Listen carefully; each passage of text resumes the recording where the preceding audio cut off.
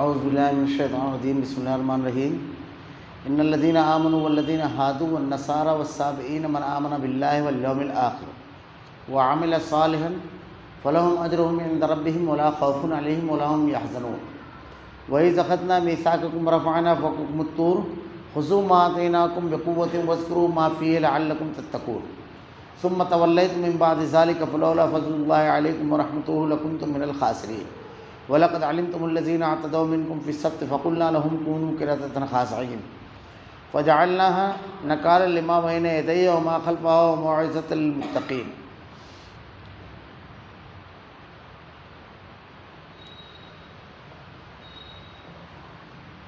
مسلمان ہوں، یہودی ہوں، نصارہ ہوں یا صابی، جو کوئی بھی اللہ پر اور قیامت کے دن پر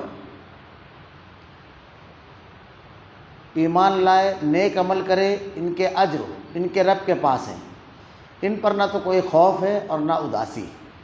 اور جب ہم نے تم سے وعدہ لیا اور تم پر طور پہاڑ لا کھڑا کر دیا اور کہا جو ہم نے تمہیں دیا ہے اسے مضبوطی سے تھام لو اور جو کچھ اس میں ہے اسے یاد کرو تاکہ تم بچ سکو، لیکن تم اس کے بعد بھی پھر گئے۔ پھر اگر اللہ تعالیٰ کا فضل اور اس کی رحمت تم پر نہ ہوتی تو تم نقصان والے ہو جاتے۔ اور یقیناً تمہیں ان لوگوں کا علم بھی ہے جو تم میں سے ہفتے کے بارے میں حد سے بڑھ گئے، اور ہم نے بھی کہہ دیا کہ تم ذلیل بندر بن جاؤ۔ اسے ہم نے اگلے پچھلوں کے لیے عبرت کا سبب بنا دیا اور پرہیزگاروں کے لیے واعظ و نصیحت کا۔ ان الذین آمنوا والذین ہادوا والنصارى والصابئین من آمن باللہ والیوم الآخر۔ مسلمان ہوں، یہودی ہوں، نصارہ ہوں یا صابی، جو کوئی بھی اللہ تعالیٰ پر اور قیامت کے دن پر ایمان لائے، فلہم اجرہم عند ربہم ولا خوف علیہم ولا هم یحزنون، اور نیک عمل کرے، ان کے اجر ان کے رب کے پاس ہیں، ان پر نہ تو کوئی خوف ہے اور نہ اداسی۔ اللہ رب العالمین نے قرآن مجید میں کئی مقامات پر ایک بہت بڑا معاملہ جو لوگوں کے درمیان عام طور سے مختلف ہوتا ہے، اختلافی ہوتا ہے، اور جس پر الگ الگ لوگوں کا موقف ہوتا ہے، اس کو بالکل صاف کیا ہے کئی مقامات پر۔ اور وہ معاملہ ہوتا ہے آدمی کے عقیدے، منہج، عمل، جس سے وہ مانتا ہے اس کے سلسلے میں۔ سب سے پہلی چیز تو آدمی جس چیز کو مانتا ہے اس کے بارے میں یہ عقیدہ ہوتا ہے کہ یہ بالکل صحیح ہے۔ پہلا کہ میں جس پر عمل کر رہا ہوں یہ بالکل درست یہی ہے اور میں ہی کامیاب ہونے والا ہوں۔ تو اللہ رب العالمین نے کامیاب منہج اور عقیدے والوں کا کوئی نام نہیں پیش کیا کہ یہ فلاں لوگ ہیں، بلکہ ہر جگہ آپ دیکھیے تو اللہ رب العالمین نے ان کے اعمال کو پیش کیا کہ کون لوگ قیامت کے روز کامیاب ہوں گے۔ اللہ رب العالمین کے دین کو ماننے والے، اللہ کی مشیت اور مرضی، رضا اور خوشنودی کے حصول کی کوشش کرنے والے کون لوگ ہیں، کن کو اللہ رب العالمین کامیابی عطا کرنے والا ہے، یہ بڑے واضح انداز میں پیش کیا گیا۔ مختلف ادوار میں یہ مختلف قوموں اور قبیلوں میں رہیں گے، مختلف، مگر کچھ چیزیں ان کی بالکل مشترک رہے گی۔ یہاں بھی اللہ رب العالمین نے جو لوگ کامیاب ہوں گے دنیا اور آخرت دونوں مقامات پر، وہ کون لوگ ہیں، ان لوگوں کا تذکرہ کیا ہے۔ اور اس آیت سے کچھ لوگوں کو غلط فہمی ہو گئی اور کچھ لوگوں نے بالکل ایسی ایک رائے قائم کی جو بالکل قرآن کے خلاف، اللہ کی نازل کردہ حکم کے خلاف ہے۔ وہ یہ جیسے غامدی صاحب وغیرہ کے بارے میں بھی آ رہا ہے، منکرین حدیث کا ایک طبقہ جو ہے وہ یہ رائے رکھتا ہے کہ اگر آدمی یہودی بھی ہے، عیسائی بھی ہے یا کسی اور بھی مذہب کا ماننے والا اگر ہے اور وہ نیک عمل کرتا ہے تو جنت میں جائے گا۔ یہ بالکل غلط عقیدہ ہے، بالکل غلط بات ہے۔ اللہ رب العالمین نے بالکل صاف کہا ان الذین آمنوا، جو لوگ ایمان لائے، والذین ہادوا والنصارى، یہودی نصارہ ہو یا صابی، یہ وہ لوگ ہیں جو ایمان لائیں۔ حضرت موسیٰ علیہ السلام کی کو پر ایمان لانے والی قوم ہے جن کو یہودی کہا جاتا ہے جو حضرت اسحاق کی اولاد میں سے ہے، نصارہ جو حضرت عیسیٰ علیہ السلام کے دور کے تھے ان کو ماننے والے، یہ ایمان لائے۔ ایمان لائے مطلب حضرت موسیٰ علیہ السلام پر ایمان لانے والے آپ پر اور آپ سے پہلے تمام انبیاء کرام کے اوپر ایمان لائے۔ اب آپ کے بعد جب ایک دوسرے نبی آئے یعنی حضرت عیسیٰ علیہ السلام، تو اگر ان کے اوپر ایمان نہ لایا آدمی، صرف حضرت موسیٰ علیہ السلام کے اوپر ایمان لائے تو ایمان کہاں ہوگا؟ اللہ تعالیٰ نے تو کہا ہے کہ تمام انبیاء پر ایمان لانا ہے، جتنے بھی انبیاء کرام اس دنیا میں آئیں گے سب پر ایمان لانا ہے۔ تو ان سے پہلے کے تمام انبیاء کرام پر جو لوگ ایمان لائے اور حضرت موسیٰ علیہ السلام پر، ان لوگوں کے یہاں پر وہ یہودی مراد ہیں۔ آج کے دور کا اگر کوئی یہودی حضرت عیسیٰ علیہ السلام کا انکار کرتا ہے، اللہ کی نازل کردہ کتاب انجیل کا انکار کرتا ہے، اللہ کے نبی صلی اللہ علیہ وسلم کا انکار کرتا ہے اور اللہ کی نازل کردہ کتاب قرآن کا انکار کرتا ہے، ایمان والا کہاں ہوگا؟ ایمان تو اللہ تعالیٰ نے ماننے کو کہا ہے۔ جو لوگ ایمان لاتے ہیں اللہ کی نازل کردہ کتاب، اللہ پر، آخرت پر، اس کی نازل کردہ کتاب پر، اس کے نبیوں پر، وہ ایمان والا نہیں ہوا۔ یہاں پر جن لوگوں کے بارے میں کہا گیا یہ وہ لوگ ہیں جنہوں نے ایمان لایا، اگر یہودی تھے اور اگر بعد میں یہودیت اختیار کرتے ہوئے ان کے سامنے صحیح تعلیمات آئی تو فوراً قبول کر دیا، جیسے عبداللہ بن سلام وغیرہ ہے، یہودی تھے، بہت بڑے عالم تھے، اللہ کے نبی صلی اللہ علیہ وسلم کے پاس آئے اور آگے کہنے لگے کہ اللہ کے نبی میری قوم کو میں جانتا ہوں، کچھ سوالات کیے اور اس کے بعد اللہ کے نبی نے جب جواب دیا تو ایمان لے اور کہا کہ لوگوں کو نہ بتاؤ، پہلے ان کو بلاؤ۔ جب بلایا تو اللہ کے نبی نے پوچھا عبداللہ بن سلام تم میں کیسے آدمی ہو؟ بولے سب سے بڑے عالم ہیں، سب سے بڑے عالم کے لڑکے ہیں، سب سے زیادہ دین جان ہے، سب سے باعزت آدمی ہے، سب سے باعزت گھرانے کے ہیں۔ عبداللہ بن سلام آڑ میں تھے، باہر نکلے اور کہا کلمہ پڑھا پورا۔ تو یہ اسی مجلس میں یہودی کہتے ہیں کہ ہم میں سب سے بڑے جاہل ہیں، سب سے بڑے جاہل کے لڑکے ہیں، سب سے بے عزت آدمی ہے، سب سے بے عزت گھرانے کے ہیں۔ یہ ان لوگوں کا وتیرہ تھا۔ تو اس قسم کے یہودی، نصارہ، عدی بن حاتم، یہ عیسیٰ علیہ السلام کے ماننے والے عیسائی تھے۔ آپ کے سامنے قرآن کی جب یہ آیت پڑھی گئی سورہ توبہ کی جو ہے، اتخذوا احبارهم ورهبانهم اربابا من دون اللہ، کہ انہوں نے اپنے احبار اور رہبان کو رب بنا لیا۔ تو آپ نے ارشاد فرمایا اللہ کے نبی ایسا نہیں تھا، ہم لوگ رب نہیں بناتے تھے۔ اللہ کے نبی نے ارشاد فرمایا رب بنانے کا معنی کیا ہے؟ کیا سمجھ رہے تھے؟ انہوں نے کسی چیز کو حلال قرار دیا، حلال مان لیا، کسی چیز کو حرام قرار دیا، حرام مان لیا۔ یہی ہے رب بنانا، یعنی دین کے معاملے میں ان کو بالکل نہیں ہے، اختیار دے دیا آپ نے، رب بنانا یہ ہے۔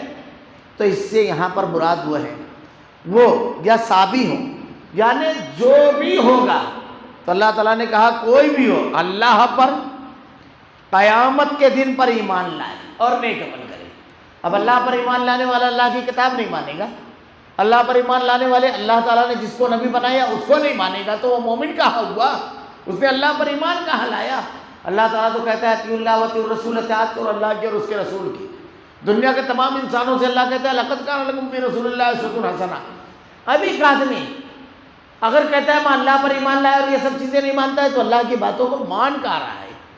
اللہ پر ایمان لانے کا مطلب یہ کہ اللہ کے نازل کردہ تمام احکامات پر عمل کیا جائے، ایمان لائے اور نیک عمل کرے۔ نیک عمل کس کو کہا جائے گا؟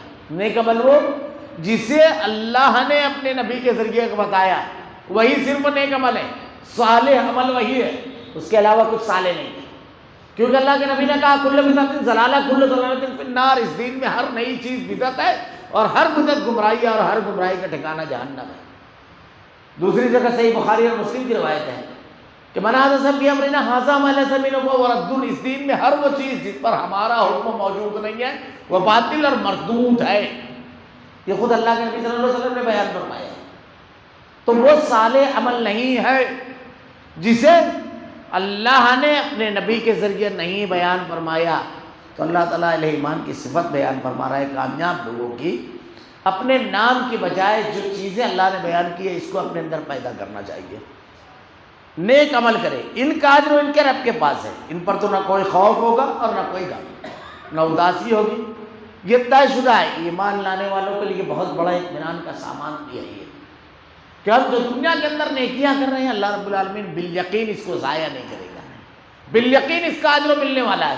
کبھی کبھی ایسا ہوتا ہے کہ آدمی نیکی کرتا ہے، عمل کرتا ہے نیکی پر، تو دنیا کے اندر اس کو بہت ساری چیزوں کے نقصان سے دوچار ہونا پڑتا ہے، لوگوں کی مخالفت ہوتی ہے، بلکہ ذلت اور رسوائی تک کا سامنا کرنا پڑتا ہے۔ ایسا بھی ہے کہ لوگ ذلیل اور رسوا کرتے ہیں، اللہ کے نبی صلی اللہ علیہ وسلم کو مذاق اڑایا گیا۔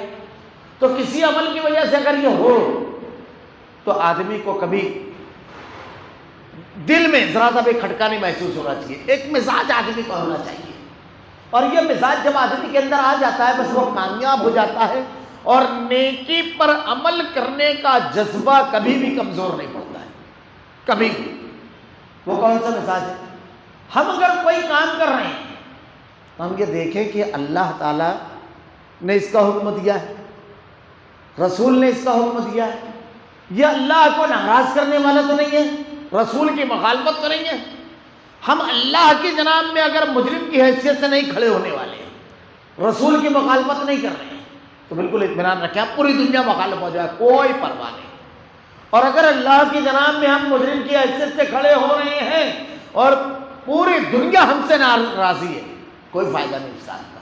ہمیشہ بندہ مومن اللہ کی جناب میں اپنے آپ کو نبی کی تعلیمات کے پیمانے میں اپنے عمل کو توڑتا ہے، اور جب یہ توڑ لیتا ہے تو ضمیر اس کو بالکل اطمینان کی نیند سلاتا ہے، اب لوگوں کی پرواہ نہیں، لوگوں کی دوستی، لوگوں کی دشمنی، تعلقات، الحب فی اللہ والبغض فی اللہ، محبت اللہ کے لیے، دشمنی اللہ کے لیے۔ والذین آمنوا اشد حبا للہ، اہل ایمان کی محبت اللہ کے لیے بڑی شدید ہوتی ہے، وہ لوگوں کی ناراضگی کی پرواہ نہیں کرتا ہے، لوگوں کے راضی کر ہونے کی پرواہ نہیں کرتا ہے، اللہ کی ناراضگی کی پرواہ کرتا ہے، اللہ کے راضی ہونے کا۔ اور کمزور ایمان کی علامت یہ ہوتی ہے، ڈھلمل ایمان جو ہوتا ہے، تعلقات مینٹین کرتا ہے آدمی، لوگوں کی رضامندی اور خوشنودی دیکھتا ہے۔ آپ صحابہ کرام کی زندگی اٹھا کر دیکھیے، اللہ کے نبی صلی اللہ علیہ وسلم نے جو ان لوگوں کو جو بھی عمل سکھایا، جو تعلیمات تھی، اللہ کے نبی صلی اللہ علیہ وسلم کی پوری زندگی آدمی اٹھا کر دیکھیے، برائی سے آپ کو نفرت تھی، گناہ سے نفرت تھی، آپ کے غصے کے مقامات کیا کیا ہیں۔ کچھ لوگ آ کر کہتے ہیں اللہ کے نبی صلی اللہ علیہ وسلم ہمارے لیے بھی ایک ذات انوات بنا دیجیے۔ یہ ذات انوات کیا تھا؟ مشرکین مکہ جب جنگ پر جاتے تو ایک بیری کا درخت تھا، اس میں ہتھیار ڈالتے تھے، اور عقیدہ کیا تھا؟ یہ اگر کر لو تو بڑی کامیابی مل جاتی جنگ میں، یعنی وہ فائدے کا سبب۔ اللہ کے نبی صلی اللہ علیہ وسلم نے ارشاد فرمایا تم نے وہی مطالبہ کیا جو موسیٰ کی قوم نے ان سے کیا تھا کہ ہمارے لیے بھی ایک معبود بنا دو۔ انتہائی شدید آپ کے چہرے پر ناراضگی، اللہ نفع اور نقصان کا مالک ہے۔ اللہ کے رسول صلی اللہ علیہ وسلم کے بیٹے ابراہیم کی وفات ہوئی، سورج گرہن لگا، کچھ لوگوں نے کہا بڑے آدمی کی موت، مشرکین مکہ میں سے یہ بات چلی آ رہی تھی، بڑے آدمی کی جب موت ہوتی ہے تو سورج گرہن لگتا ہے۔ اللہ کے نبی صلی اللہ علیہ وسلم نے ارشاد فرمایا سورج اور چاند میں گرہن اللہ کی نشانی ہے۔ آپ اسی حالت میں مسجد نبی میں تشریف لائے جب آپ کو یہ خبر لگی، حالانکہ آپ انتہائی غمزدہ تھے۔ القلب لیحزن والعین تدمع، آنکھیں اشک بار ہے، دل غمزدہ ہے۔ حضرت ابراہیم آپ کے بیٹے کی وفات تھا، لیکن اسی حالت میں آپ نے خطبہ دیا اور کیا ارشاد فرمایا کہ سورج اور چاند کی اللہ کی نشانیاں ہیں، کسی کی زندگی اور موت سے اس کا کوئی تعلق نہیں ہے۔ آپ نے ذرا سا بھی رعایت نہیں کی۔ آپ واقعات پڑھتے جائیے، صحابہ کرام کی زندگی میں بھی آپ کو یہی چیز ملے گی، کوئی خوش ہے کوئی ناراض ہے نہیں۔ حضرت عمر رضی اللہ تعالیٰ عنہ، اللہ کے نبی صلی اللہ علیہ وسلم نے جو آپ کے فضائل بیان کیے ہیں، آپ کی زبان سے ایک بات نکلتی ہے فوراً آپ کو ٹوکتے ہیں، اور وہ بھی صحابیاں ہیں، کہتی ہیں کہ آپ کون ہوتے ہیں پابندی لگانے والے کی اتنی مہر رکھنا ہے؟ اللہ تعالیٰ تو کہتا ہے وہ آتا ہے تمہیں اداؤن کنتارا، آپ نے حکم دیا تھا کہ 400 درہم سے زیادہ مہر رکھنا نہیں رکھ۔ اللہ تعالیٰ نے کہا ہے جتنا آپ دے سکتے ہو تو۔ اب ایک آدمی کروڑ پتی ہے، 100-200 کی اس کے پاس کوئی حیثیت نہیں ہے۔ اب ایک آدمی کے پاس 100-200 کی بھی بہت زیادہ قیمت ہو جاتی ہے، تو جتنا دینا چاہے اس کی اہلیت جتنا لینا چاہے، یہ دونوں کی باہمی رضامندی سے ہے۔ اس میں آپ کون ہوتے ہیں پابندی لگانے والے؟ آپ نے ارشاد فرمایا بالکل بجا فرمایا۔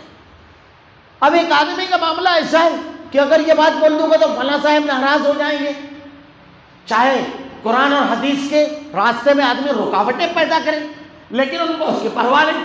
آدمی ناراض نہ ہو جائے. اللہ تعالیٰ نے کہا والذین آمنوا اشد حبا للہ، اہل ایمان کی محبت اللہ کے لیے بڑی شدید ہوتی ہے، بندوں کے لیے نہیں. بندوں کو ناراض کرنے کی پرواہ نہیں کرتا ہے، لیکن اللہ رب العالمین کو ناراض نہیں کرتا ہے. تو یہ جو ایمان یہ جب پیدا ہوتا ہے تو شخصیتیں، تعلقات، محبت، رشتے سب 2 نمبر میں چلے جاتے ہیں. سب 2 نمبر میں. 1 نمبر پر ہوتا ہے رب کا کلام، رب کا احکام، رب کا دین 1 نمبر پہ. یہ اللہ رب العالمین نے اہل ایمان کے بارے میں ارشاد فرمایا. نہ ان پر کوئی خوف نہ غم. دنیا کے اندر بھی کوئی خوف نہیں، اور آخرت میں تو سوال ہی نہیں پیدا ہوتا. میں نے اس سے پہلے بیان کیا، خوف اور غم یہ 2 چیزیں ایسی ہیں جس کا تعلق، ایک کا تعلق مستقبل سے، ایک کا تعلق ماضی سے. ماضی گزرے ہوئے دور کو کہا جاتا ہے، مستقبل آنے والے. تو یہ جو غم ہے اس کا تعلق ہمیشہ ماضی سے ہوتا ہے، اور خوف کا تعلق مستقبل سے ہوتا ہے. تو قیامت کے روز جو ہے غم کاہے کا رہے گا؟ دنیا کی زندگی جو بھی ہم نے گزاری سب ضائع ہو گئی. ایک بھی کام کا کام نہیں کیے جس کی نیکی ملے، جس پر اللہ راضی ہو اور جنت دے. تو عمر پوری گزار دی، اس کا غم رہے گا. جیسے کاروبار ختم ہو گیا، غم. کوئی کسی کی موت ہو گئی، غم. گھاٹا ہو گیا، اس کا تعلق ماضی سے ہوتا ہے غم کا. تو دنیا کی جو پوری کی پوری زندگی ہے ہم نے ایسے کاموں میں لگا دی جو اللہ کو راضی کرنے والے نہیں تھے، جن کا صلہ آخرت میں کچھ نہیں ملنے والا تھا بلکہ عذاب ملنے والا تھا. تو ایسے آدمی کو بہت غم ہوگا کہ ہائے کہاں لگا دیا زندگی.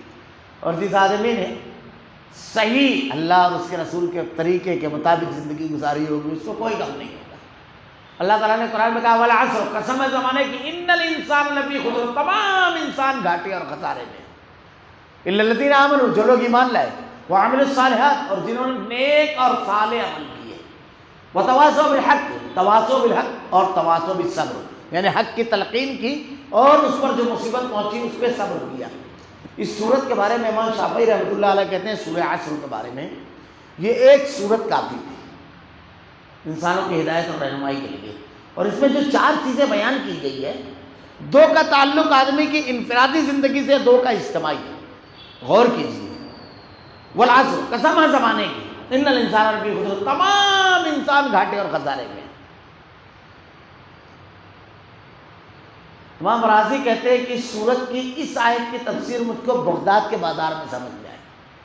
ایک مرتبہ یہ بازار سے گزر رہے تھے تو ایک آدمی کو دیکھا برف بیچ رہا ہے اور بڑی بے قراری سے کہہ رہا ہے لوگوں میرا برف خریدو ورنہ یہ پگھل کر پانی ہو جائے گا، اس کی کوئی قیمت نہیں رہ جائے گی، لوگوں میرا برف لے لو.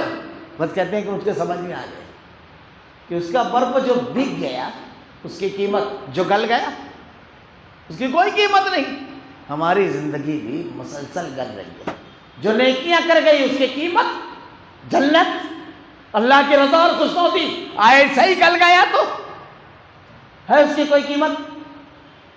کہتے ہیں مجھ کو وہاں سمجھ میں آیا. اللہ تعالیٰ کہتا ہے تمام انسان گھاٹے اور خسارے میں ہیں. کون لوگ گھاٹے اور خسارے میں نہیں ہیں؟ پہلا الا الذین آمنوا، جو ایمان لائے، قرآن کو اللہ کو مانتے ہیں، نبی کو مانتے ہیں، قرآن کو مانتے ہیں، پوری ایمانیات ہر چیز پر ایمان لائے. الا الذین آمنوا وعملوا الصالحات، اب صرف ایمان نہیں لائے، عمل صالح کیا، عمل کیا. یعنی مانتے ہیں ہم اللہ ایک ہے لیکن عمل، مشکل میں پڑے تو اس کو بھی پکار رہے ہیں اس کو بھی پکار رہے ہیں. کون سا اللہ ایک آپ نے مانا؟ ایک کا مطلب یہ ہے کہ مشکلات سے نجات دینے والا اکیلا ہے. ابھی یہ 11 ہی کا مہینہ ہے، 11 ہی کے مہینے نا، نہیں ختم ہو گیا. ہاں بھائی ہم کو نہیں معلوم رہتا ہے کیونکہ بھائی جن مہینوں کی فضیلت نبی نے بیان کی، اللہ نے بیان کی، وہی فضیلت معلوم رہتی ہے. اور نہ جو واقعات بیان کیے جاتے ہیں ان کے بارے میں کہ نفع اور نقصان کے مالک ہیں. اللہ مانا ہم نے تو ساری چیزوں کا، ایک پتا بھی اللہ کے حکم کے بغیر نہیں ہوتا ہے. ماننا کہ الا الذین آمنوا کا مطلب کیا ہے؟ اللہ ایک ہے، ہر چیز میں اکیلا ہے. زندگی دینے میں، مول دینے میں، اولاد دینے میں، ساری نعمتیں دینے میں، ساری تکلیفوں کو دور کرنے میں اکیلا ہے اللہ. مجھ کو اکثر ایک واقعہ یاد آتا ہے. توحید کیا ہے؟ اللہ پر جیسا آدمی توکل کرتا ہے، جیسا بھروسہ کرتا ہے رب العالمین کا معاملہ ویسے ہی ہوتا ہے۔ آدمی اگر ڈھلمل ہوتا ہے تو معاملہ ویسے ہی ہے۔ جیسے اللہ کے نبی نے کہا نا کہ اگر کوئی آدمی ڈورا دھاگا باندھتا ہے تو اللہ اسی کے حوالے کر دیتا ہے۔ ڈورا کیا کرے گا، کڑا کیا کرے گا، اللہ اسی کے حوالے کر دیتا ہے۔ ایسے ہی اللہ سے جب دعا مانگو تو کامل یقین سے مانگو، اس خالق ارض و سما سے مانگ رہے ہو کہ اگر اولاد مانگو گے تو بغیر ماں باپ کے آدم کو پیدا کیا اس نے، بغیر باپ کے عیسیٰ کو پیدا کیا، بڑھاپے میں اسماعیل اور اسحاق کو پیدا کیا، زکریا کے بڑھاپے میں یحییٰ کو پیدا کیا۔ وہ ایسی قدرت والا ہے، نہ اس کو ماں باپ کا محتاج ہے، وہ ایسے اختیار والا ہے۔ اگر تم ان سے اولاد اگر تم روزی مانگتے ہو تو وہ رب العالمین، ابھی حضرت موسیٰ علیہ السلام کا واقعہ گزرا، وادی طے میں پوری قوم کو بنا کسی کاروبار، بنا کسی کھیتی باڑی کے سب کو کھلایا۔ وہ ایسا اللہ، وہ جب پرندوں کو جب چونچ دیتا ہے تو اس سے پہلے وہ رزاق ان کے دانے بھیج دیتا ہے۔ وہ اللہ ماں کے پیٹ سے باہر آنے سے پہلے بچے کے سینے خوراک کا انتظام اس کے سینے میں کر دیتا ہے۔ وہ اللہ جو ہر کسی کو رزق دینے والا ہے، وہ جو چڑیا کو ایسا دماغ دیتا ہے کہ اس کے بچے اڑنے کے لائق نہیں ہیں، جو کھائیں وہ چبانے کے لائق نہیں ہے، تو خود محنت کر کے اپنی چونچ میں، اپنے جسم میں خوراک جمع کرتی ہے اور لا کر اپنی چونچ سے کھلاتی ہے۔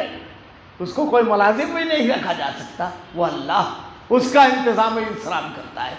وہ اللہ جب بلی کے دل میں یہ خیال ڈال دیتا ہے کہ بلے سے اپنے بچوں کو بچانے کے لیے جگہ تبدیل کرتے رہنا چاہیے، وہ خالق ارض و سما، وہ ایسا دینے والا ہے، وہ رزاق، وہ مصیبتوں کو کیسا ٹالنے والا ہے۔ انبیاء کرام کے پورے واقعات دیکھیے، پورے واقعات، کیسے اللہ رب العالمین نے حضرت موسیٰ علیہ السلام کی پوری قوم کو بچایا، حضرت یونس علیہ السلام کو مچھلی کے پیٹ سے بحفاظت نکالا، ابراہیم کے لیے علیہ السلام نار نمرود کو گلزار خلیل کر دیا۔ وہ اللہ کہ ساری حکومت حضرت عیسیٰ علیہ السلام کو تلاش کر رہی تھی، اس رب العالمین نے بحفاظت آپ کو آسمان پر اٹھایا۔ وما قتلوہ وما صلبوہ ولکن شبہ لہم، نہ ان کو قتل کیا گیا نہ ان کو مصلوب کیا گیا، سولی پر چڑھایا گیا، یہ سب شکر شبہ میں ہے۔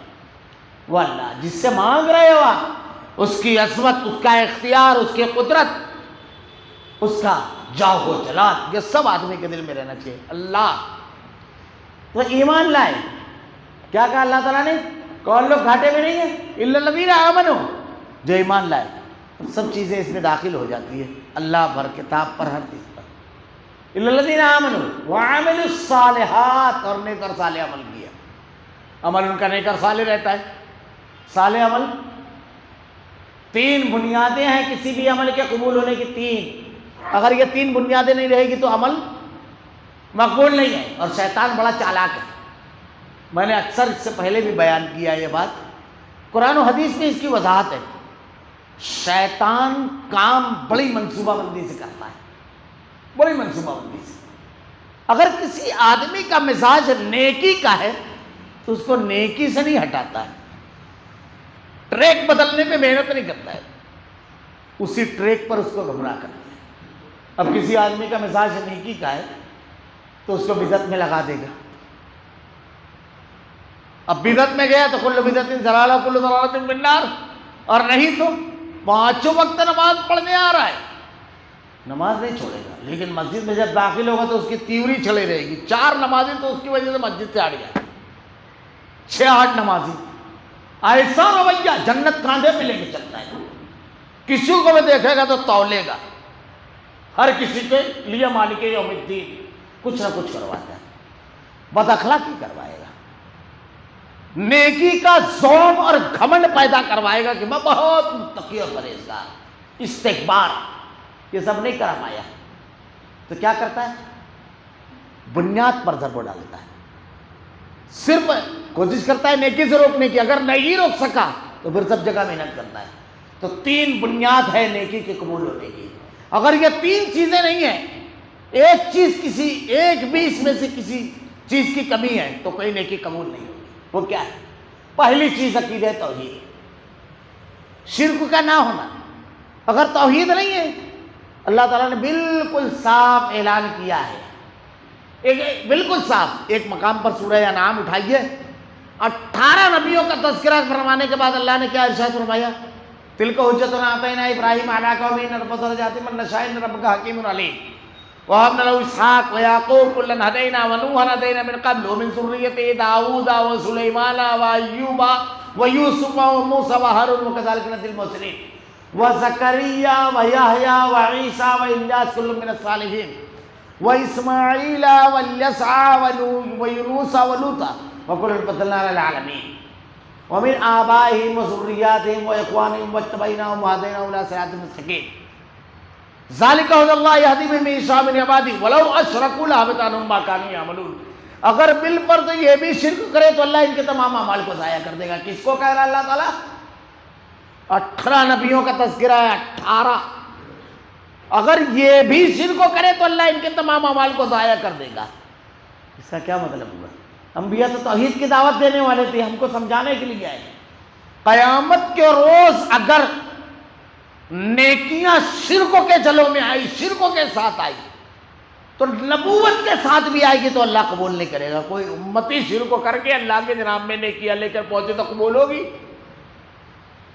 جب نبوت کے جلوں میں نہیں قبول ہوگی تو امتی کی۔ اللہ کے نبی کو کیا کہا؟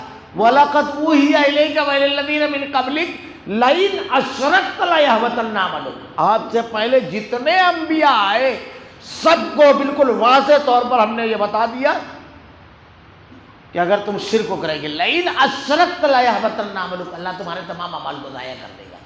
اب نیکی سے نہیں روکے گا، شرک کروا دے گا، سارا عمل تو ایسے ہی ضائع ہو جائے گا۔ تو بندہ مومن کو کس چیز سے سب سے زیادہ ڈرنا چاہیے؟ بدعقیدگی، شرک سے۔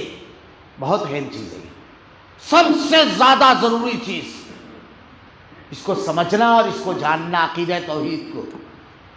اسی لیے اتنا زیادہ عقیدہ توحید پر جو کہا جاتا ہے، ہمارے یہاں کبھی کبھی ایک عقیدہ توحید اور اتباع سنت پر زیادہ تقریر ہوتی ہے تو کچھ لوگوں کا ایسا رہتا ہے کہ یار ماڈل بس یہی گھوم پھر کر ایک عنوان چلتا رہتا ہے۔ بعض لوگ تبصرہ کرتے ہیں، بعض لوگ سوچتے ہیں۔ حقیقت یہ ہے کہ اس کے سوا ہے کیا؟ توحید کے سوا کیا ہے؟ اللہ کے عظمت و بڑائی کے سوا ہے کیا؟ علامہ ابن تیمیہ رحمۃ اللہ علیہ ارشاد فرماتے ہیں نا کہ پورا قرآن توحید ہے۔ اگر میں توحید کی اہمیت مختلف انداز میں اللہ نے کیسے بیان کی صرف یہ کہنے لگوں تو کئی گھنٹے کافی ہیں۔ ہم دنیا میں آتے ہیں، ایک روایت ابو داؤد کی جس کو بعض لوگوں نے کہا ہے حسن کہ اذان دینا چاہیے، تو کون سا کلمہ سب سے پہلے سنتے ہیں؟ اللہ اکبر، اس کی بڑائی، اشہد ان لا الہ الا اللہ، شہادت دیتا ہوں اللہ کے ایک ہونے کی۔ یہ دنیا میں آئے، اب دنیا میں آئے، اذان میں 5 مرتبہ اذان ہوتی ہے، اور کتنی مرتبہ یہ کہا جاتا ہے؟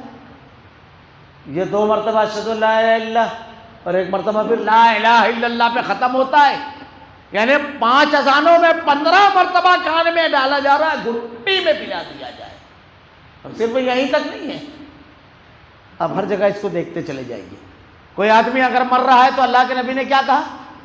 لقنوا موتاکم لا الہ الا اللہ۔ دنیا میں آیا تو سب سے پہلے اللہ، اور جب جانے لگا تو کہا اس کو تاکید کرو لا الہ الا اللہ، یہی سامان لے کر جائے گا۔ قبر میں گیا، فرشتہ آیا پوچھتا ہے من رب کا، شروع یہیں سے ہوا، تیرا رب کون؟ توحید۔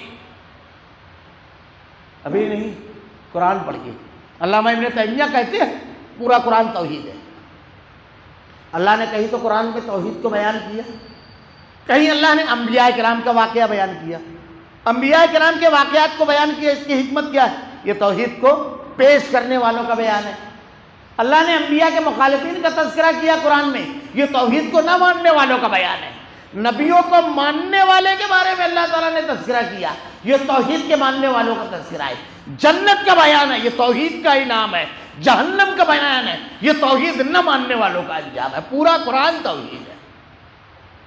ہمارے یہاں کبھی کبھی لوگوں کو اعتراض ہونے لگتا ہے، اللہ کے نیک بندوں، اللہ نے یہ جو بار بار بیان کیا ہے، توحید کو جو بار بار ڈالا جاتا ہے، بار بار پیش کیا جاتا ہے، بندگی کے پوری شعور کو، پوری بندگی کو سیدھا کرتی ہے توحید۔ اللہ کی عظمت و بڑائی، اس کا اختیار، اس کی قدرت جتنی دل میں راسخ ہوگی، جتنا اس سے محبت، جتنا اس کے ناراضگی کا خوف ہوگا، بندگی اتنی اونچی ہوتی چلی جائے گی۔ انبیاء کرام تو سے نکلی بھی توحید ہوتی تھی، اس لیے ان کے عمل کو دیکھیے کہ حضرت ابراہیم علیہ السلام جن کی توحید کو اللہ نے پیش کیا ہے، اور کیا کہا؟ ان ابراہیم کان امہ، اکیلے ابراہیم علیہ السلام کو کہا امت، اکیلے۔ کیسی توحید تھی! اللہ نے کہا بچہ ذبح کرو، اللہ بے شمار اپنی رحمت نازل فرما، کیسی توحید تھی! بس وہ پیش ہوا، کچھ سوچا، قرآن پڑھیے، فلما اسلم وتلہ للجبین ونادیناہ ان یا ابراہیم قد صدقت الرؤیا انا کذلک نجزی المحسنین۔ اپنے بیٹے کو جب پیشانی کے بل گرا دیا، فلما اسلم وتلہ للجبین، اللہ ارشاد فرماتا ہے قد صدقت الرؤیا انا کذلک نجزی المحسنین، تو نے اپنے خواب سچ کر دکھایا۔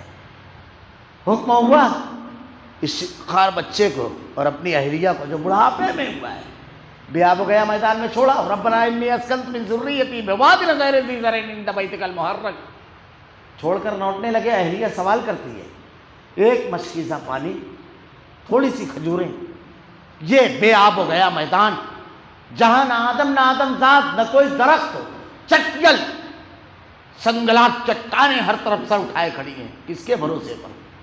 کیا جواب دیا تھا؟ اس کے حکم پر اور اسی کے بھروسے پر۔ یہ توحید ہے۔ آج ہماری روح تک کانپ جائے گی اگر کہا جائے کہ اپنی بیوی اور بچوں کو 3 کلومیٹر شہر سے دور چھوڑ کر آئے، روح تک کانپ جائے گی۔ کیا تھا؟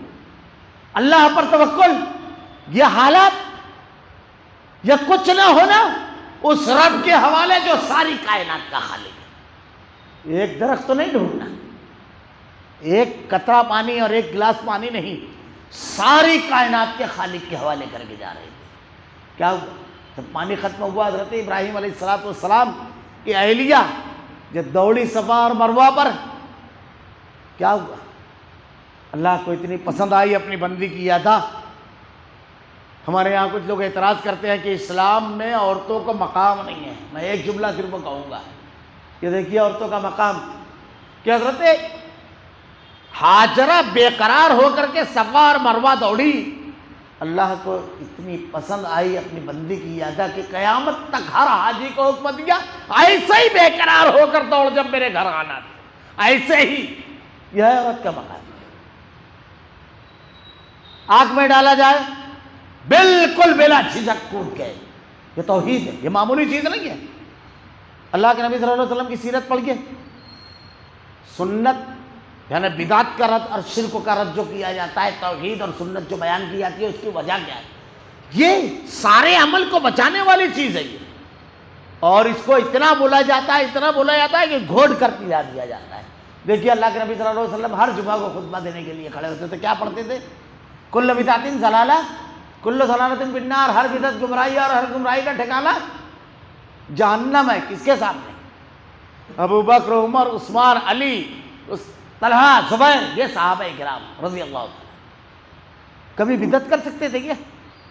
اللہ کے نبی نے ایسا گھوٹ کر پلایا کہ قریب سے بھی ان کے کوئی بدعت اور شرک گزرتا تھا تو سونگ لیتے تھے۔ یہ جو ہماری مسجدوں میں یہ بار بار بیان کیا جاتا ہے، اسی لیے فوراً آدمی کھڑا ہو جاتا ہے، یہ کہاں تلائیں، سنت ہے یہ سوال جو کیا جاتا ہے، یہ اسی بار بار بیان کرنے کا فائدہ ہے، یہ معمولی چیز نہیں ہے۔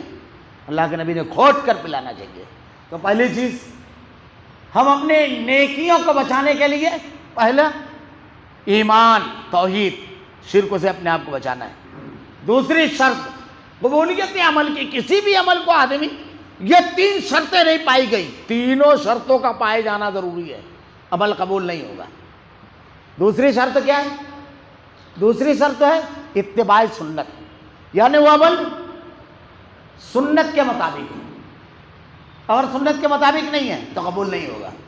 اب اس کی بہت ساری مثالیں ہیں۔ صحیح بخاری کی ایک روایت پیش کر کے پھر اختصار کروں گا کہ صحیح بخاری کی روایت ہے کہ اللہ کے نبی صلی اللہ علیہ وسلم کے عمل کے بارے میں جا کر کے 3 صحابہ کرام نے امہات المومنین سے دریافت کیا، جب بتایا گیا کہ آپ رات رات بھر کھڑے رہتے ہیں، پیروں میں ورم آ جاتا ہے، روزے سے رہتے ہیں، 100 بار استغفار، تو اپنے عمل کو بہت کم جانا کہ اللہ تعالیٰ نے تو نبی کے بارے میں کہا لیغفر لک اللہ ما تقدم من ذنبک وما تأخر، تیری اگلی اور پچھلی تمام خطاؤں کو ہم نے بخش دیا، تو وہ اتنا عمل کرتے ہیں۔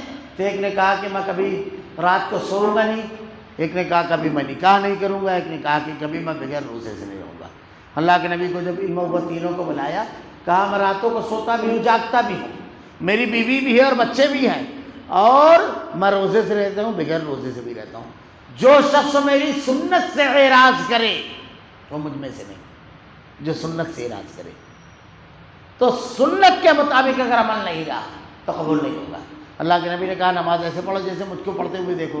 اب ایک آدمی ظہر کے ٹائم آیا، 5 رکعت پڑھا، چلے گا، قبول ہوگی۔ اچھا چلو 5 رکعت نہیں پڑھتا ہے، 1 رکعت میں 3 سجدہ کر لے تو آپ کیا کہیں گے؟ سنت کے مطابق اگر نہیں ہے، وضو کرنے کے لیے بیٹھا، اب بہت ارجنٹ میں ہے تو کبھی اتنا دھو لیا، صرف وہ پنجہ، چہرہ اور پیر، ہو گیا وضو، ارے دھلے ہی نہ۔ اچھا چلو کبھی یہ کریں گے کوہنی تک دھو دے تو وضو مانیں گے آپ اس کو؟ یہاں گھٹنے تک کے دھوئے، کیوں؟ یہ دھونے کا عمل بھی سنت کے مطابق ہو تو وضو کہلائے گا، اور نہیں تو وضو نہیں۔ تو نماز اور عبادات سنت کے مطابق رہے گی تو عبادت کہلائے گی کہ کہلائے گی عبادت؟ نہیں عبادت کہلائے گی۔ تو کسی بھی عمل کو سنت کے مطابق ہونا چاہیے۔ دوسری شرط جیسا اللہ کے نبی نے بتایا ویسا ہی، ورنہ کل بدعت ضلالہ کل ضلالۃ فی النار، بالکل صاف حدیث ہے۔ تیسری چیز، ہر عمل جس پر ہمارا حکم موجود نہیں ہے وہ باطل اور مردود ہے، یہ دلیل ہے۔ تیسری چیز اخلاص نیت، خالص اللہ کے لیے، دکھاوا نہیں چاہیے۔ یہ 3 شرطیں عمل میں رہے گی اور شیطان اسی میں سے ایک پر ہاتھ مار دیتا ہے۔ کبھی آدمی توحید پہ نہیں ہل پایا، بڑا پکا ہے، تو بدعت یہاں بھی نہیں، تو اب اخلاص نیت چھینے گا، دکھاوا، اس کا کتنا بڑا نقصان ہے معلوم ہے؟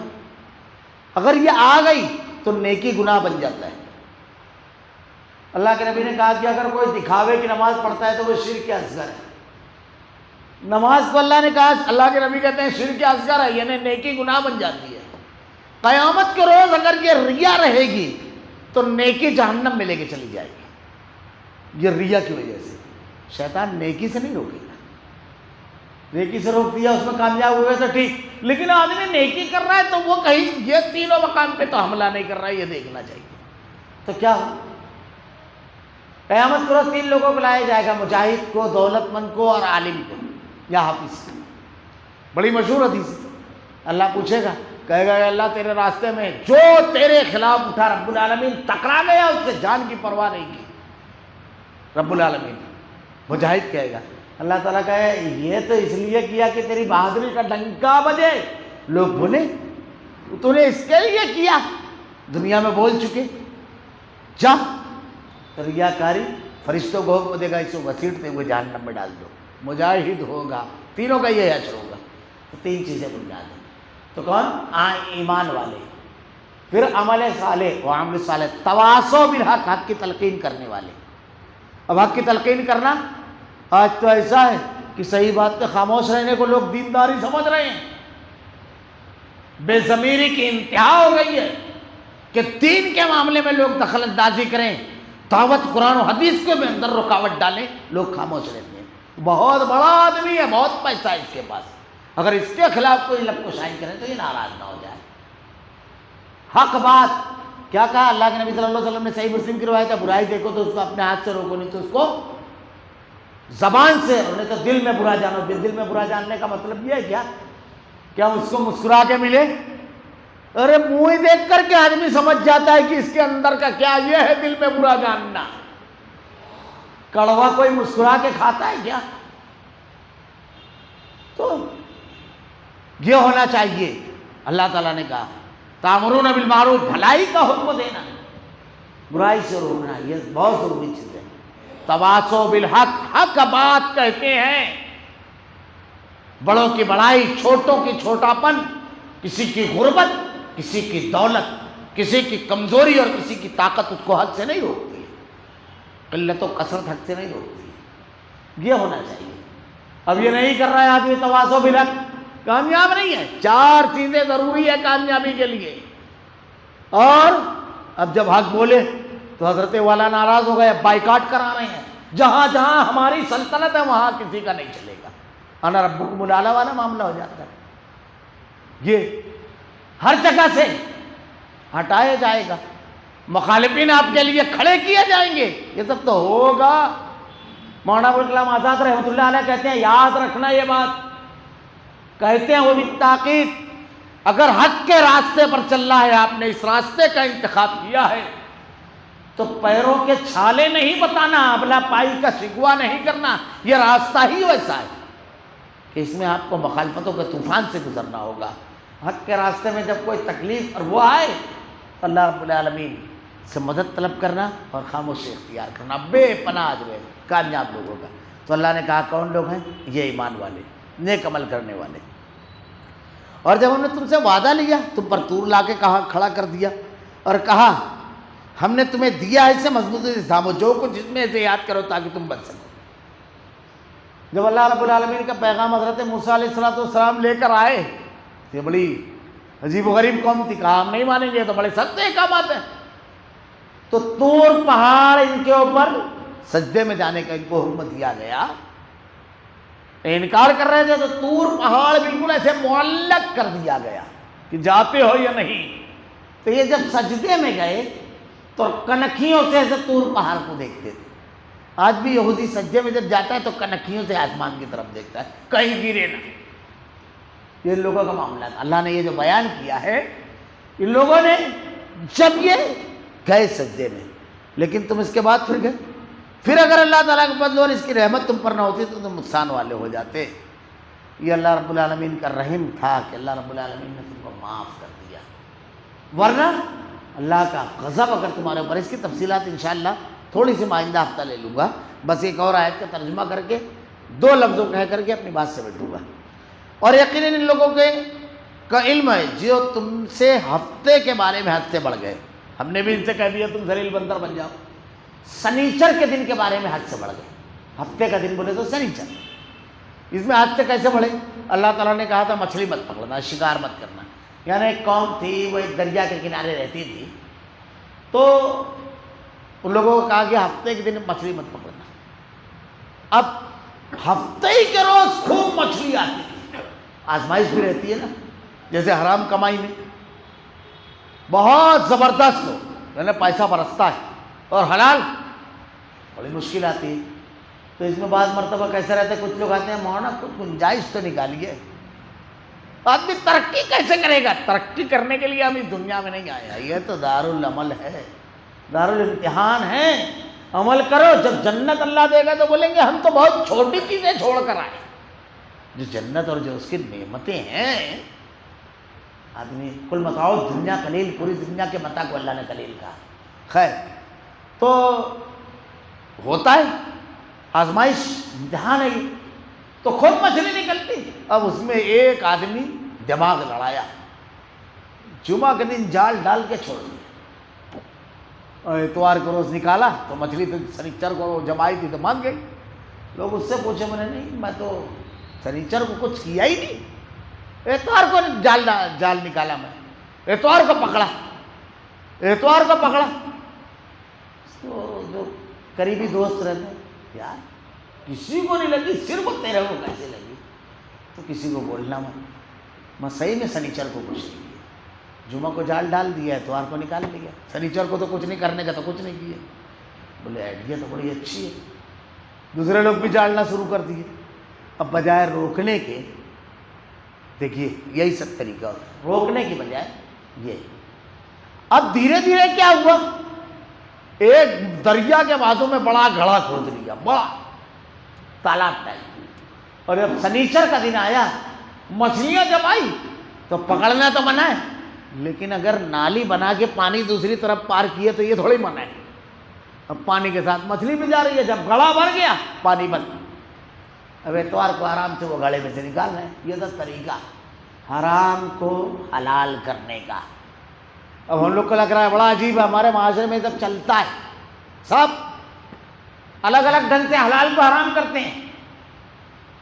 اب ہم لوگ پہلے شروع کرتے ہیں، سماج اور معاشرے سے پہلے مدارس کی طرف جاتے ہیں جہاں اہل علم رہتے ہیں۔ میں اکثر بقرعید کے موقع پہ کہتا ہوں، اب تو خیر 2-3 سال سے چمڑی کا مسئلہ ہو گیا، ہمارے مدرسے میں ایک کام ہوتا ہے عمل تملیک، مالک بنانے کا عمل۔ جانتے ہیں کیا ہے؟ چمڑا جب آتا ہے تو چمڑا صرف غربا اور مساکین کا حق ہے، دوسرے کو نہیں ملنا ہے۔ تو اب اسی چمڑے میں پگار بھی بانٹنا ہے، الیکٹرک بل بھی بھرنا ہے، ریپیئرنگ کا کام بھی کرنا ہے، مہمانوں کی میزبانی بھی کرنا ہے، جلسے وغیرہ بھی کر ڈالنے ہیں، جو جو کرنا ہے مدرسے کو۔ اب اس میں تو صرف غربا اور مساکین کا ہے، تو یہ کرتے ہیں کہ سمجھ لو، فرض کر لو 1 لاکھ روپے کا چمڑا بکا، 4 غریب بچوں کو مدرسے کے بلاتے ہیں اور کہتے ہیں کہ 25-25 13 طالب علموں کو دے دیے۔ اب اس کو بولتے ہیں مدرسے میں چندہ دے، وہ اسی وقت اٹھا کے مدرسے کو چندہ دے گا، 25-25 ہزار کی پوتی بنا کے اس کو دے دیتے ہیں۔ اب یہ تو چندے کا پیسہ ہو گیا، چمڑے کا نہیں ہے نا، چمڑے کا سب طرف نہیں، خالی غربا کا ہے۔ اب اپنے کو تو چندے کا ہے، آپ چاہے جس میں استعمال کریں۔ اب وہ بچہ نہیں بولے گا جس کو 25 دیے۔ تو مالک بنانے کا عمل اس کو کہا جاتا ہے عمل تملیک۔ اب اپنے مالک ہو گئے، اب اس کو چاہے جیسے استعمال کرو۔ کتاب الحیل امام بخاری نے باقاعدہ کتاب ہے، جیسے مثلا ایک ہے حق شفا، ہندوستانی قانون میں بھی ہے یہ۔ حق شفا کا ایک طریقہ کیا ہے؟ جیسے ہمارے پاس کوئی زمین ہے، اب اگر ہم کو بیچنا ہے تو سب سے پہلا حق کس کا ہے؟ جس کا اس کے اوپر قبضہ ہے، یعنی اگر کوئی کرایہ دار ہے تو اس کا مارکیٹ ریٹ میں۔ پھر اس کے بعد دوسرا بازو والا جو ہے نا، جس کا دروازہ قریب ہے، وہ یہ حق شفا ہے۔ اب وہ لوگ بھی نہیں لینے ہیں تو پھر کسی کو بھی آپ مارکیٹ میں دیجیے، مارکیٹ ریٹ میں پہلا حق اس کا، اس کو کہتے ہیں حق شفا۔ ہندوستان میں بھی یہ قانون ہے۔ تو اب ایک آدمی کو بیچنا ہے، ایک پلاٹ ہے اس کے پاس، اب اس کو جب بیچنا ہے تو اس کو تو دینا ہی نہیں ہے بازو والے کو، اور اس کا شریعت پہ حق ہے، تو وہ کیا کرے گا؟ 1000 اسکوائر فٹ کا پلاٹ ہے اور اس کو بیچنا ہے 10 لاکھ روپے میں، تو وہ کیا کرے گا؟ جس کو بیچنا ہے اس کو 5 اسکوائر فٹ ہبہ کر دے گا، ارے ایسا ہی دے دیا تیرے کو 5 اسکوائر فٹ، اب باقی 995 اسکوائر فٹ 10 لاکھ میں بول، قبضہ تو ثابت ہو گیا۔ 5 اسکوائر فٹ ایسے ہی دے دیے، اب قبضہ ثابت ہو گیا، تو پہلا کس کا ہے؟ جس کا قبضہ ہے، اس کو کہا جاتا ہے حق شفا۔ اگر فقہ کی کتابیں پڑھو گے تو پرانے فقیہ لوگوں کا آپ تذکرہ سنو گے تو حیرت زدہ رہ جاؤ گے۔ ایک بہت بڑے فقیہ تھے، ان کو جب کوئی گھر میں بلانے آتا ہے یہ سب کرنا مت، گناہ کے کام ہے یہ سب، اللہ کو کیا ہم جواب دیں گے؟ جب ان کو کوئی بلانے آتا تو تکیے پہ سوار ہو جاتے اور غلام سے کہتے کہ بولنا سوار ہو گئے۔ تو گھوڑے پہ سوار ہے کہ تکیے پہ، یہ تھوڑی بولتا تھا، وہ بولتا تھا سوار ہو گئے، تو وہ سمجھتے تھے کہ کہیں گئے۔ یا کوئی پوچھنے آئے تو کیا کرتے تھے؟ بولنا وہ تو یہاں نہیں ہے، اور مراد جہاں تو کھڑا ہے وہ لینا۔ اب دروازے پہ جا کے نوکر کھڑا ہوا غلام، اب پوچھنے والا آیا، حضرت والا ہے، یہاں نہیں ہے، اندر روم میں نہیں بول رہا ہے، وہ بول رہا ہے یہاں نہیں ہے، مراد تو لینا جہاں پہ کھڑا ہے وہاں پہ۔ یہ سب کتاب الحیل میں ہے، یہ وہیں سے آیا ہے۔ وہ جو جمعہ کے دن ہم سنیچر کو کیا کیے، صحیح تو بولا یہاں نہیں تھے، اللہ کے نیک بندے وہ اندر ہے کہ نہیں یہ پوچھا تھا۔ بندوں کو دھوکہ دینا، اس کی تفصیل انشاءاللہ میں آئندہ آپ کو بتاؤں گا۔ یہ یہودیت، یہ جو اللہ رب العالمین نے یہود اور نصارہ کے واقعات بیان کیے ہیں، یہ قرآن اللہ کا کلام ماننے والے تھے، اللہ کو ماننے والے تھے، رسول کو ماننے والے تھے، لیکن جب شیطان اندر داخل ہوتا ہے تو وہ یہ کرتا ہے کہ نافرمانیوں کو فرما برداری کا غلاف لگا کر کے کروانے کی کوشش کرتا ہے۔ یعنی احساس جرم جب ختم ہو جاتا ہے، گناہ کا تصور، بس یہیں سے آدمی بڑی تباہی کی طرف جاتا ہے۔ دیکھیے ایک چھوٹی سی بات کو، بیماری کا احساس جب آدمی کو ختم ہوتا ہے تو اس کا پہلا نقصان کیا ہے معلوم ہے؟ وہ دوا نہیں لیتا ہے، اور دوا جب نہیں لے گا تو کیا ہوگا؟ بیماری بڑھے گی تو مر جائے گا نا۔ یہی ہونا ہے۔ ایسے ہی جب گناہ اور غلطی کا تصور ختم ہوتا ہے تو آدمی انتہائی سنگین جرم کرتا ہے، کیونکہ توبہ نہیں کرتا ہے پھر اس کے بعد۔ توبہ کا تصور ختم ہو جاتا ہے۔ بیماری کو بیماری نہیں مان رہا ہے، دوا نہیں لے رہا ہے تو مرنا ہے اس کو تو۔ ایسے ہی گناہ کو گناہ نہیں مان رہا ہے، نیکی مان رہا ہے تو توبہ کی توفیق ختم ہو جاتی ہے۔ شیطان کے حملے بڑے خطرناک ہیں، اس میں بہت ساری چیزیں آج ہمارے سماج اور معاشرے میں جاری اور ساری ہے۔ اب اللہ تعالیٰ نے یہ لوگوں کے بارے میں اس لیے بیان کیا کہ یہ بھی اللہ کو ماننے والے، نبی کو ماننے والے، کتاب کو ماننے والے کیسے گمراہ ہوئے۔ تو تم یہ گرہ تمہارے دل میں رہے، اللہ کو مانتے ہیں ہم، کلمہ پڑھے ہوئے ہیں، نبی کو مانتے ہیں، اور وہی سب جرائم کرو تو اللہ رب العالمین نے کہا وَلَن تَجِدَ لِسُنَّتِ اللَّهِ تبدیلیٰ، اللہ کی سنت بدلتی نہیں ہے، جو سزا ان کو ہے وہی تم کو ملنے والی ہے۔ اللہ رب العالمین سے دعا ہے کہ رب العالمین ہمیں تیری نازل کردہ ہدایت پر مکمل طور سے عمل کرنے کی توفیق دے رب العالمین۔